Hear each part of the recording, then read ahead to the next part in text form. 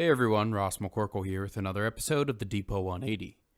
There were a couple external general manager candidates that were reported on at the end of last week as interviews for the Steelers' vacant position.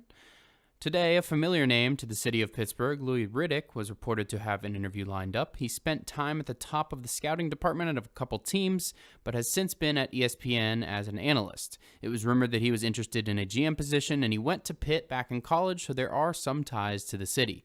Riddick is a well-respected name, and don't forget, Mike Mayock recently made a similar leap from analyst to general manager. It didn't work out great for him, but some of that was out of his control. The Steelers are justifiably taking their time and turning over every stone they can in the search. Don't expect the hire to happen until after the draft, though. Art Rooney said as much just a couple weeks ago. If he were to get the gig in Pittsburgh, Brandon Hunt and Omar Khan would be in a tough position, having waited in the wings behind Kevin Colbert. I like the Steelers' approach so far, though. The Steelers made a change at the wide receiving coach position. It was kind of sneaky, as Ike Hilliard, who served in that position for 2 seasons, is no longer listed on the team site. Usually that kind of thing comes with a separate press release. Anyhow, Freeman Jackson was hired into this role. He was the wide receivers coach at NC State in 2013. Eddie Faulkner and Matt Canada were also there at that time, so there are some ties to the current coaching staff.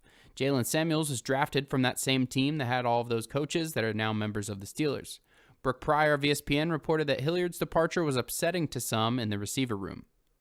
Terrell Austin was also officially hired as the defensive coordinator. This was expected for a while, but was made official. It remains to be seen how much influence he will have.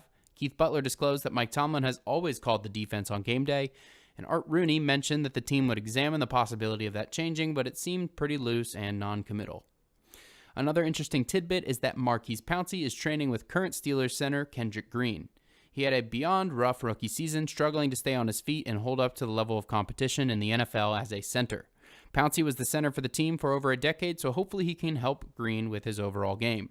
There are no guarantees either that Green will remain at center, as he could revert back to being a guard like he was at Illinois in college. Let me know how you enjoyed the video on Twitter at Ross_McCorkle, and as always, visit SteelersDepot.com for your latest and greatest Steelers breaking news and analysis.